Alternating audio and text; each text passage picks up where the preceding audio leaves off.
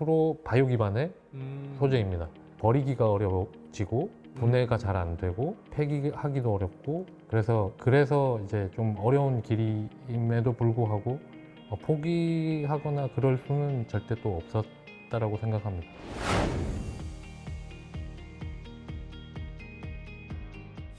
듣다 보면 몰랐던 정보를 알게 되는 지식 콘텐츠, 보다 보면 업그레이드 되는 나의 상식. 알면 할수록 빠져드는 삼양, 알바3의 진행을 맡은 아나운서 이태현입니다. 안녕하세요. 네, 알바3. 뭔가 이 타이틀만 들어봐도 빠져들 것 같은 다양한 지식이 넘나들 것 같은 그런 프로그램인데 어떤 걸 주제로 가져왔냐면요. 바로 플라스틱과 바이오매스 산업에 대해서 알아보려고 하는데요. 먼저 진행을 시작하기 전에 여러분께 사과부터 드리고 시작해야 할 것 같습니다.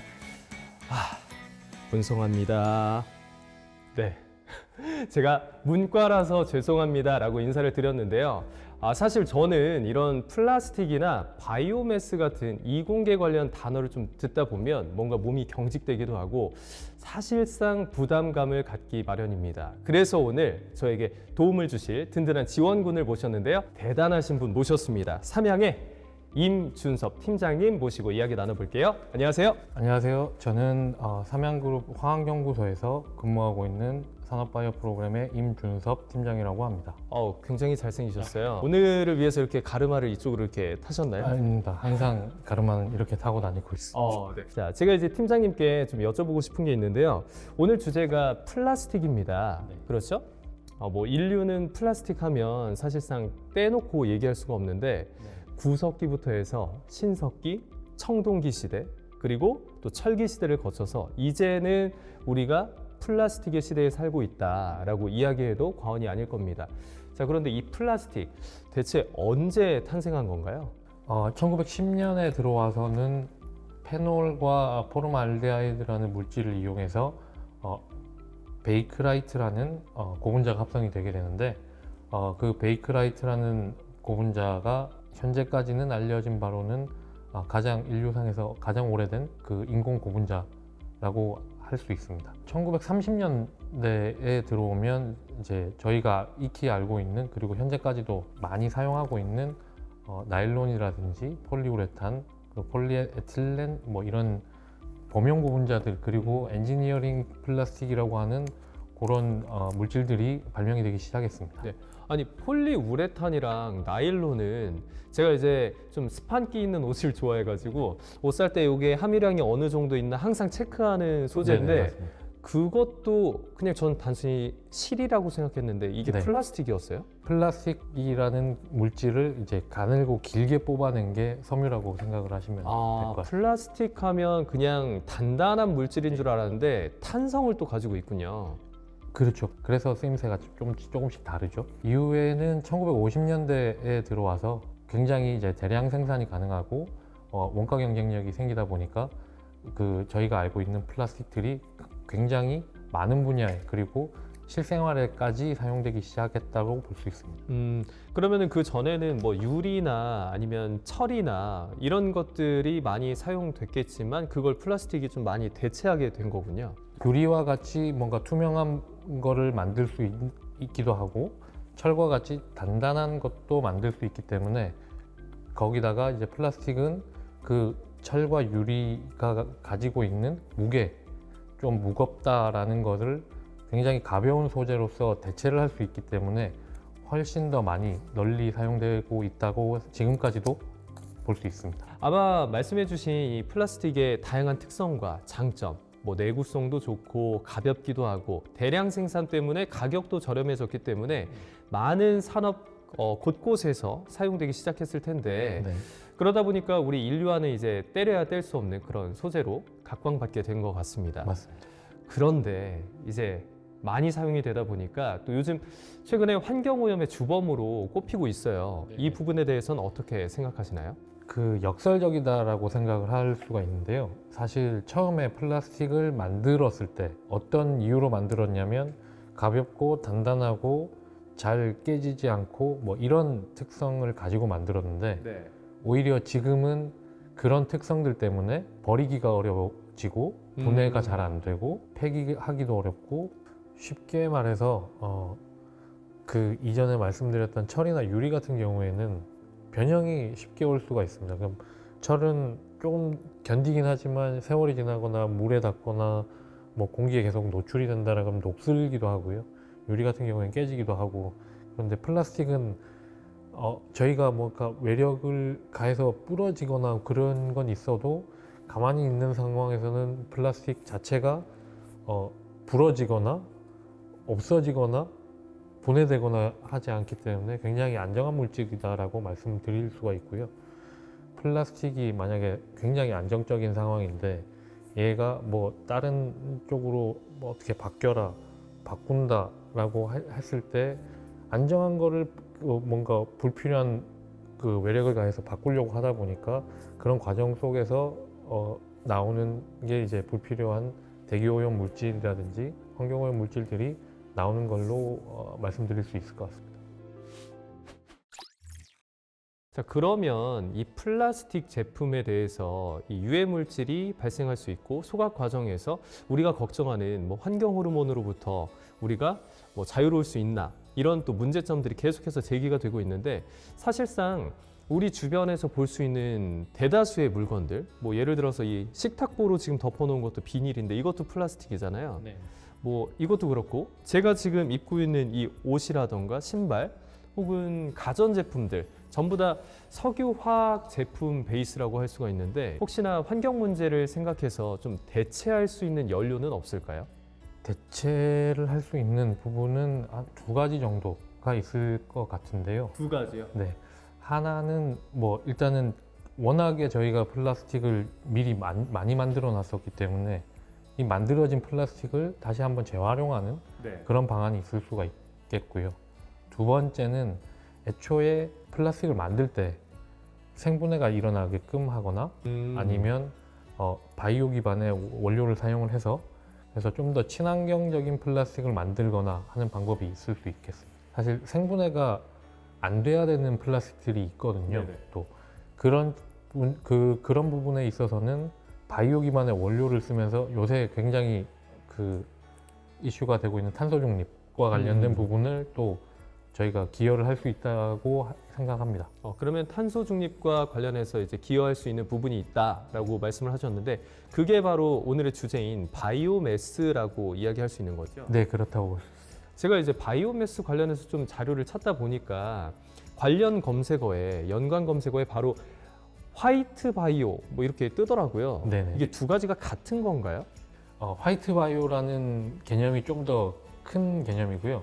이 화이트 바이오 산업을 지칭하는 그런 단어고 이 화이트 바이오 산업에서 사용하는 물질이 바이오매스라고 할 수 있는데 바이오 산업은 색깔별로 분류가 가능합니다. 레드 바이오 산업이라든지 화이트, 그린, 뭐 블루 다양하게 존재는 하고 있는데 저희가 하고 있는 바이오매스 기반의 어떤 그 물질을 원료로 해서 저희가 알고 있는 기존의 화학 물질을 대체하는 그런 물질을 만들거나 아니면 그런 걸 가지고 에너지를 만드는 산업을 화이트 바이오 산업이라고 하고요. 이 특히 화이트 바이오 산업 그리고 바이오매스 요즘 친환경 이슈랑 관련이 돼서 더 많은 이제 주목을 받고 있고 인터넷에서 검색해 보시는 분들도 굉장히 많습니다.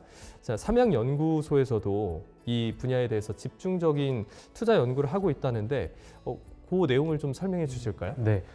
두 가지 정도를 말씀드릴 수가 있는데 아까 처음에 말씀드렸던 리사이클링과 관련된 부분은 저희 삼양 패키징에서 그 생산된 그 페트병을 재활용하는 그런 연구를 좀 쭉 진행을 하고 있고요. 그리고 저희 삼양사 연구소에서는 기존에 사용됐던 폐어망이라든지 버려진 플라스틱을 활용해서 좋은 엔지니어링 플라스틱으로 만드는 그런 연구도 진행을 하고 있습니다. 그리고 그거 이외에 또 다른 게 있나요? 저희 연구소에서는 또 친환경과 관련돼서 저희가 만들어낸 이소소르비드라는 물질이 있습니다. 네.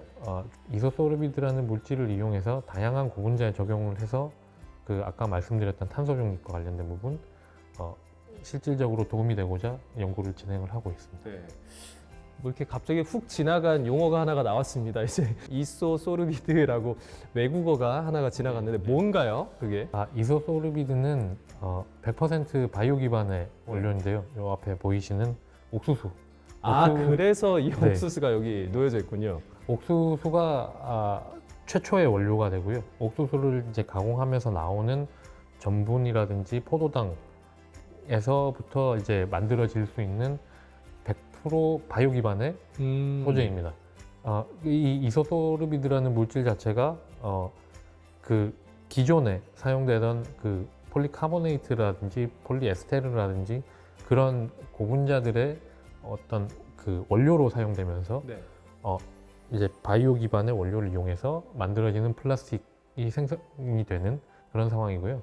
이게 지금 옥수수 전분을 말씀을 하셨는데 음식 아닙니까? 그렇죠. 요걸로 플라스틱을 만든다. 그렇기 때문에 이게 내열성이나 내구성이 괜찮을까 의심하시는 분들이 계실 것 같은데 어떤가요?